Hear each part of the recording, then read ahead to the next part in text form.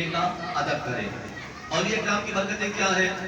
ان کا احترام کس طرح ہونا چاہیے؟ آپ دیکھیں الا ان اولیاء اللہ، لفظ الا سے، حرف الا سے جو ہے آغاز ہو رہا ہے.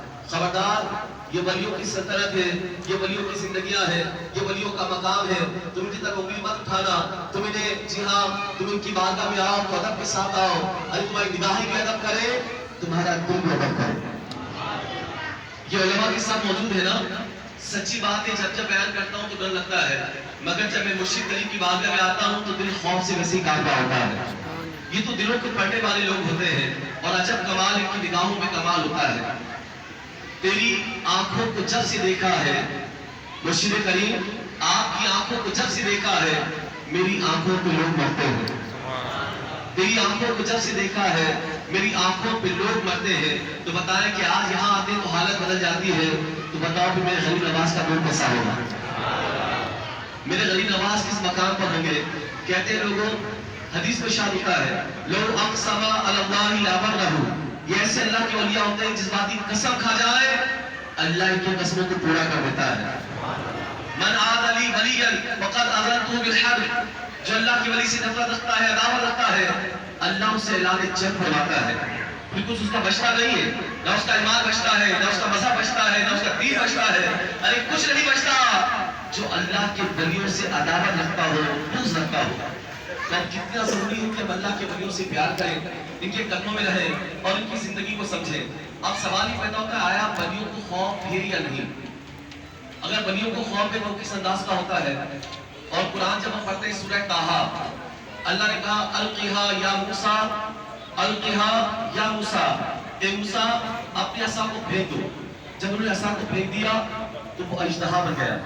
تو موسیٰ علیہ السلام کو خوف ظاہر ہوا، ایک دم آپ ڈر گئے. اور قرآن میں فرمایا سورہ طٰہٰ کے اندر خذھا ولا تخف، اے موسیٰ اسے تھام لو. سورہ طٰہٰ کے اندر خذھا ولا تخف، اسے پکڑ لو، خوف مت کرو.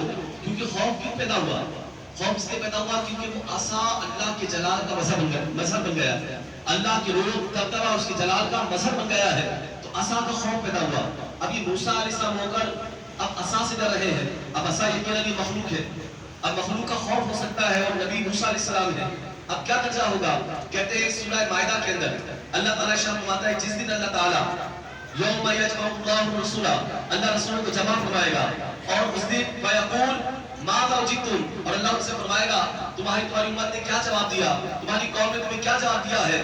تو قالوا لا علم لنا، قالوا لا علم لنا، سب کی سب کہیں گے اے مولا ہم کوئی علم نہیں رکھتے، تیرے علم کے آگے ہمارے علم کے کل عدم ہے، ہمیں کوئی علم نہیں، سارا علم تو تجھے ہے. قالوا لا علم لنا، تو یہ بھی خوف کا وقت ہوگا.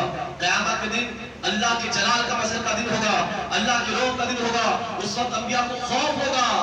اب یہ کہا جائے جب نبیوں کو خوف ہوگا تو کیا ولیوں کو خوف نہیں ہوگا؟ اب یہاں پر علامہ احمد سعید کاظمی بڑا خوبصورت نقطہ بیان کرتے ہیں. کہتے ہیں خوف دو طرح کا ہوتا ہے، ایک خوف نفع اور ایک خوف ضرر.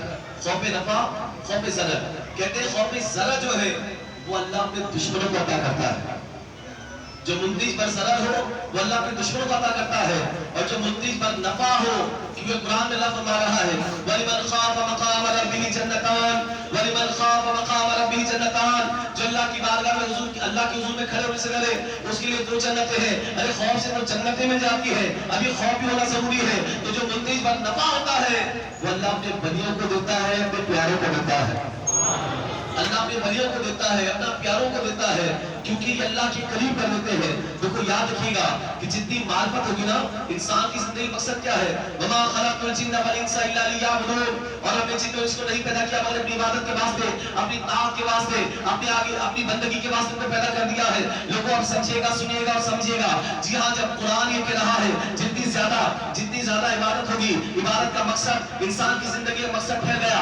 اب پتہ ہی چلا کہ جتنی معرفت ہوگی اتنی محبت ہوگی، جتنی محبت ہوگی اتنا قرب ہوگا، اور جتنا قرب ہوگا اتنا اللہ کا خوف ہوگا.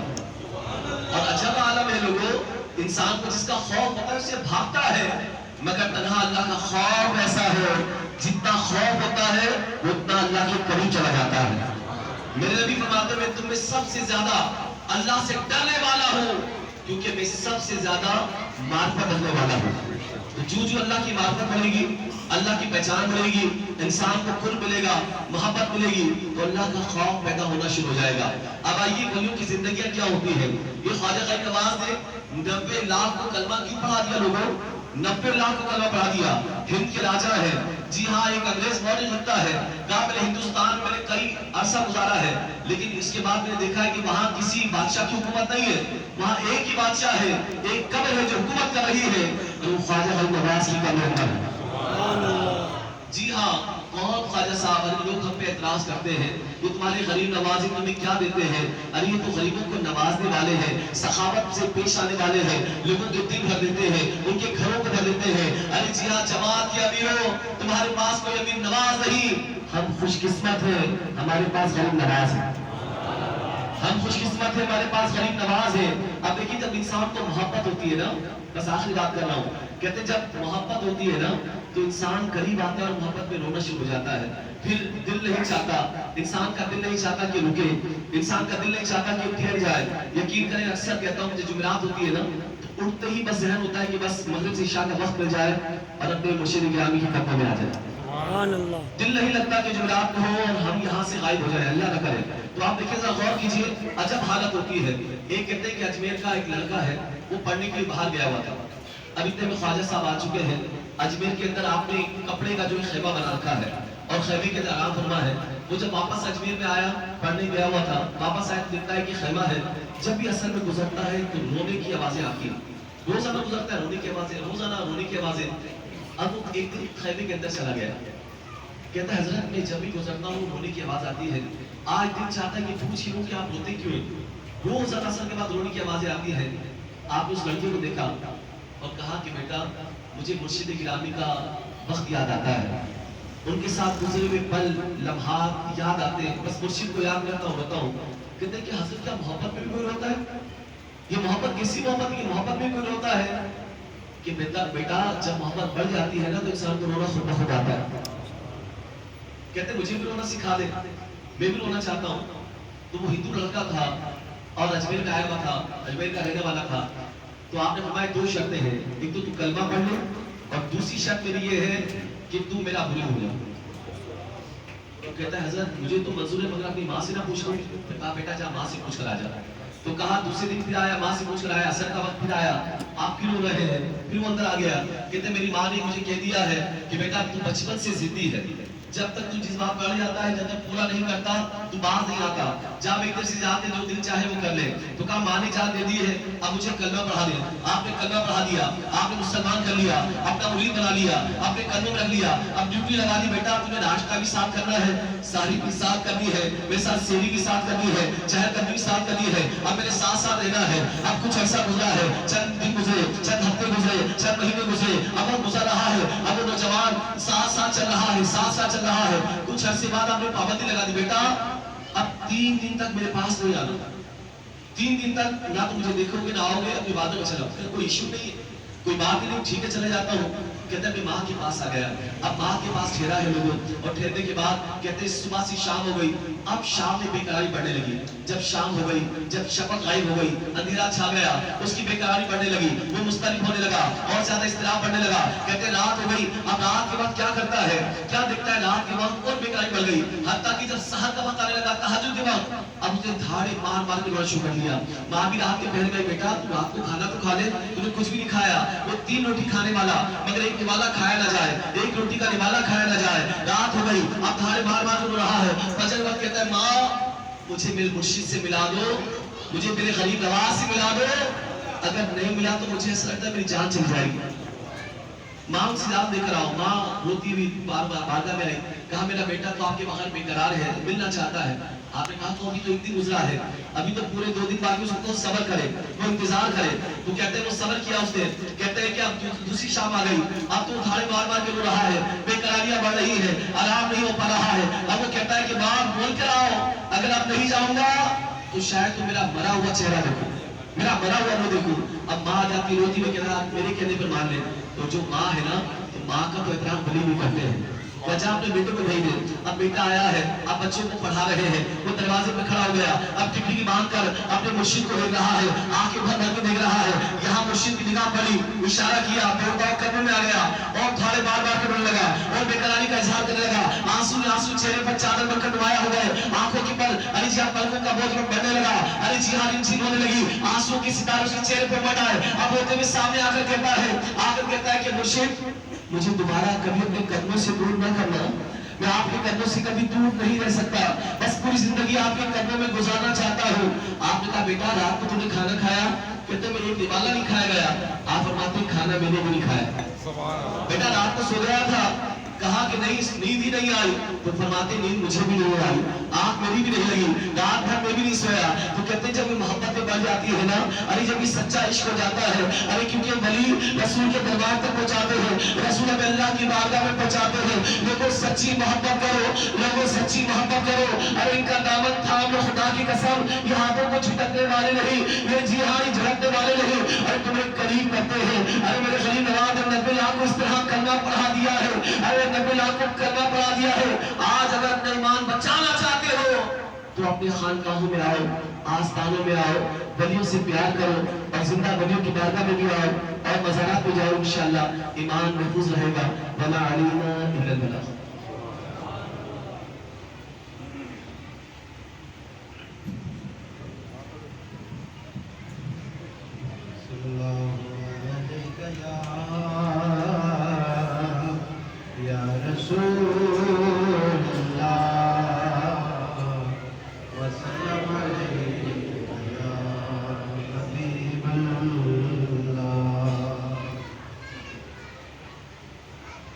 سیدان دینا کری زندگی سوار دے سیا, سیدان دینا کری زندگی سوار دے سیا. زہرا دے بابا باجو, زہرا دے بابا باجو, پھول تو نہ کوئی لنگے سیا. سیدان دینا کری زندگی سوار دے سیا, سیدان دی نوکری. قربان حسین دنا تو بی بی نے میں بچیا تو, قربان حسین دنا تو بی بی نے میں بچیا تو. آل نبی دے صدقے, آل نبی دے صدقے, مالک کرم کرے سیا. آل نبی دے صدقے, مالک کرم کرے سیا. زہرا دے بابا باجو, زہرا دے بابا باجو, پھول تو نہ کوئی لنگے سیا. سیدان دی نوکری زندگی سوار دے سیا, سیدان دی نوکری. در پاک علی تے جا کے منگ پاک خدا تو آ کے, در پاک علی تے جا کے منگ پاک خدا تو آ کے. مشکل آسان تھے سیا, مشکل آسان تھے سیا, مشکل خوشا ٹلے سیا. زہرا دے بابا باجو, زہرا دے بابا باجو, پھول تو نہ کوئی لنگے سیا. سیدان دی نوکری زندگی سوار دے سیا, سیدان دی نوکری.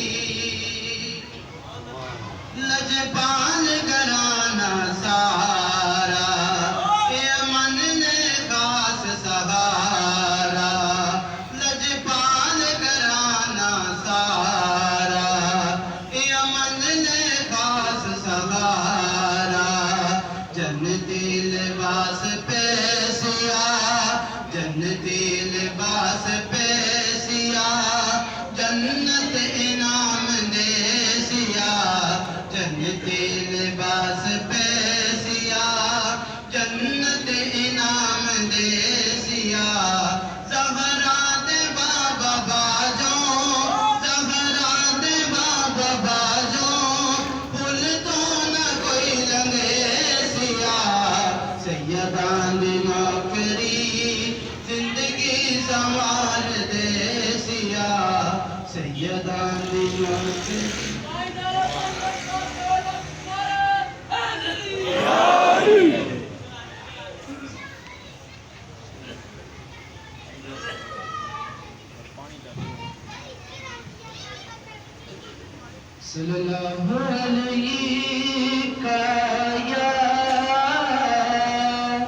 یا رسول اللہ وسلم علیکہ یا حبیب اللہ ایک میں ہی نہیں ان پر قربان زمانہ ہے ایک میں ہی نہیں ان پر قربان زمانہ ہے جو رب دو عالم کا محبوب یگانہ ہے آؤ در زمانہ پہ پھیلائے ہوئے دامن آؤ در زمانہ پہ پھیلائے ہوئے دامن ہے نسل کریموں کی لجپال گھرانہ ہے نسل کریموں کی لجپال گھرانہ ہے ایک میں ہی نہیں ان پر قربان زمانہ ہے کل پل سے ہمیں جس نے خود پار لگانا ہے کل پل سے ہمیں جس نے خود پار لگانا ہے زہرا کا بابا ہے حسنین کا نانا ہے زہرا کا بابا ہے حسنین کا نانا ہے ایک میں ہی نہیں ان پر قربان زمانہ بدن ہے نورانی قدم ہے نورانی بدن ہے نورانی قدم ہے نورانی آمنہ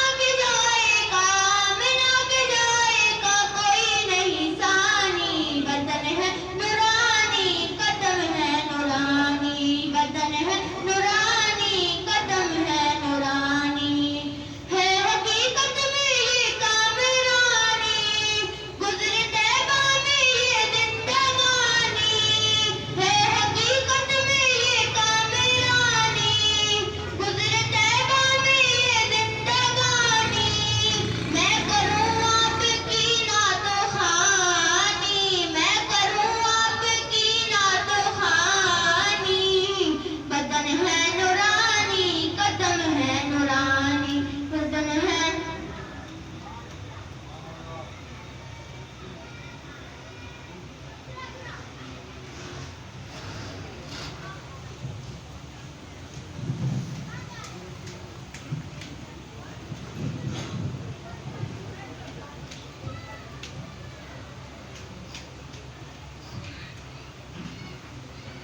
بسم اللہ الرحمن الرحیم الحمد للہ رب العالمین والصلاة والسلام علی سید الانبیاء والمرسلین اما بعد فاعوذ باللہ من الشیطان الرجیم بسم اللہ الرحمن الرحیم الصلاة والسلام علیکہ یا رسول اللہ الصلاة والسلام علیکہ یا نبی اللہ الصلاة والسلام علیکہ یا حبیب اللہ الصلاة والسلام علیکہ یا نبی اللہ